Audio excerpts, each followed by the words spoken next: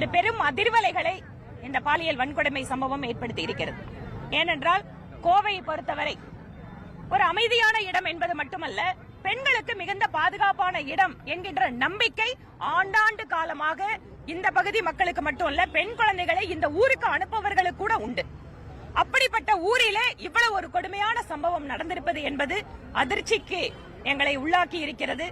இது இந்த பகுதிக்கு ஏற்பட்ட அவமானம் என்பதை தாண்டி எந்த அளவுக்கு தமிழக அரசு, அதுவும் குறிப்பாக அந்த இடத்துல ஏற்கனவே அந்த பகுதி மக்கள் சமூக விரோதிகள் அந்த இடத்தை பயன்படுத்துகிறார்கள் என்று தெரிந்திருந்தும், அந்த இடத்தில் ஏற்கனவே ஒரு சட்டவிரோதமான மதுபான பார் இயங்குகிறது என்று தெரிந்திருந்தும் இந்த சம்பவம் நடந்திருக்கிறதை அவர்கள் கண்டுகொள்ளாமல் விட்டிருக்கிறார்கள் என்பது அவர்களுடைய அலட்சியம் காட்டுகிறது. போலீஸ் நடவடிக்கை கடந்த 4 வருட காலமாக நாங்க பார்த்துட்டு இருக்கிறோங்க.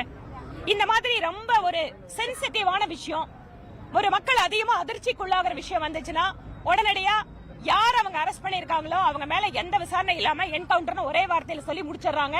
அதுக்கப்புறம் அந்த சப்ஜெக்ட் பத்தி பேசுறது இல்ல. இந்த மாதிரி நிறைய விஷயங்களை பார்த்துட்டோம்.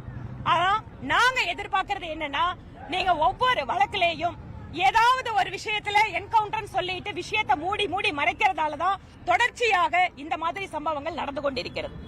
தேவை என்ன?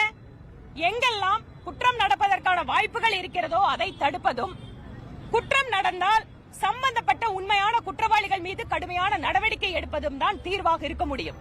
இந்த சிட்டியில ஏற்கனவே எந்தெந்த இடங்கள்ல சிசிடிவி இருக்கு, போலீஸோட பேட்ரோல் போயிட்டு இருக்கு, இதெல்லாம் இன்னைக்கு மக்களுக்கு ஒரு நம்பிக்கை அளிக்கக்கூடிய விதமாக இல்லை என்பதுதான் இந்த சம்பவம் தெரிவிக்கிறது.